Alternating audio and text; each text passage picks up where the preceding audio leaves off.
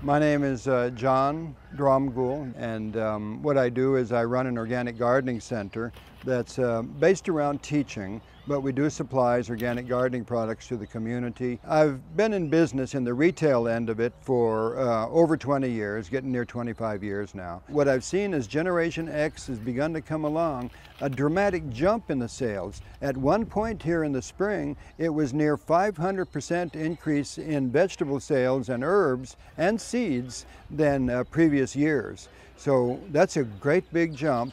In Y2K, there was a lot of hoarding of seeds. People were concerned, but it wasn't the movement towards organics like it is today. I can take the next person in line.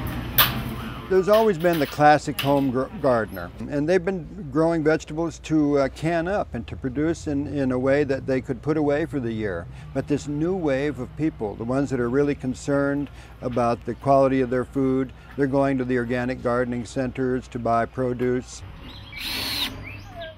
The challenge of gardening is one that is imposed on yourself.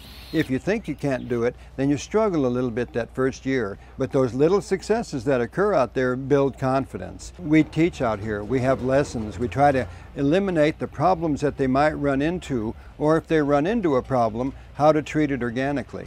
So there's a new language going on, the old way of using chemicals and the new language of the organic gardener. I'm not sure what happened on a national level, but it did. Everybody got it at the same time without communicating with each other. They saw the importance of staying home, of gardening. It's like another room to the house when you get outside and garden. So I think it's based on food quality, concerns about sprays, diseases that are out there. All of these things have increased the interest in home gardening. Many people are resorting to growing food out in the front yard. And it can be nice in a very sculptural way so that it's pleasing to the neighborhood, or it can be multiple boxes like this yielding a lot of produce, and it looks good also. So this is what we're seeing, square foot gardening. It's very, very popular. So this is the same garden raised up off of the ground. It's got a plate underneath it made of wood. Every one of them has a good drainage hole down there. The flowers are in here really just for beauty. They also help bring the bees to the garden. Here's some basil coming in, so we see some herbs in this one beginning to go. And then we have some other things like eggplant and peppers. You can see in some of these other beds that they're just jammed full of lettuce and chard and onions.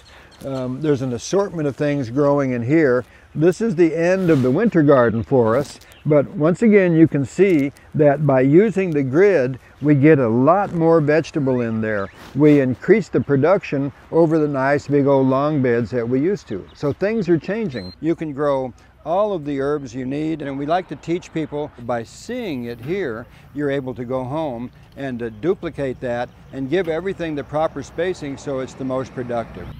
It does seem that there are more of what I guess they call the Generation Xers. I'm not really up on that, but 20 to 30-year-olds, I would say that's the biggest increase that I've seen. Young married couples or young couples, a lot more than I've seen before in the past.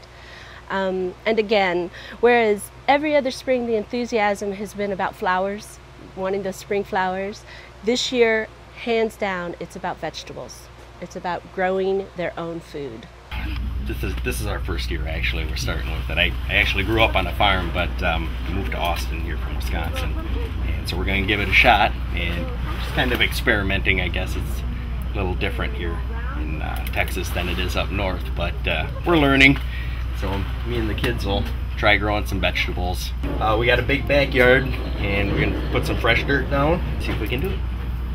And, just basically to have the fresh vegetables and teach the kids a little bit about it too, I guess. Oh, there's a tremendous increase in business. The fruit trees this winter sold out in half the time they normally sell out in. And our vegetable sales have just been through the roof, astronomical. And consistently, week after week, we're selling double, triple, quadruple, based on last year, comparison. I think people just want to get their hands in the dirt. I think they're sticking close to home because of the economy. They're not taking the exorbitant vacations, so they want to make their you know, they want to build their nest, make it more comfortable to be in and enjoy. So it's a little bit going back to nature right now. It's really wonderful. I see some right there. You see some right there? Yeah. Those are sun golds. Well, we've had a garden for the last 6 years, and since we've been in Austin for 3 years. It's the only way to get my kids to eat vegetables. Yeah. At 4 o'clock in the afternoon for snack time, I send them out and they can pick their cherry tomatoes or whatever they want. We have strawberries right now, which they love. And I also have them in the winter time. They'll go out and they'll pick a salad before dinner, and it's a great way to get them to really enjoy eating their vegetables. You never forget, when you're a young person, the gardening techniques that were taught to you by your grandfather, your parents, or at school.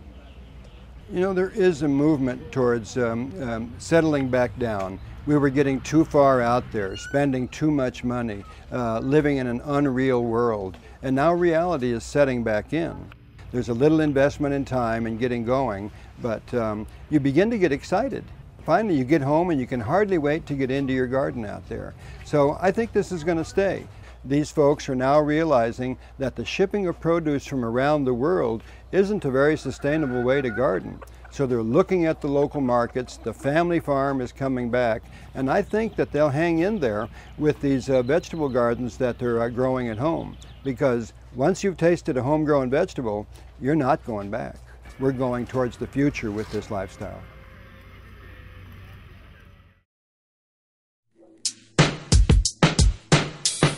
It's no surprise people are growing more of their own food.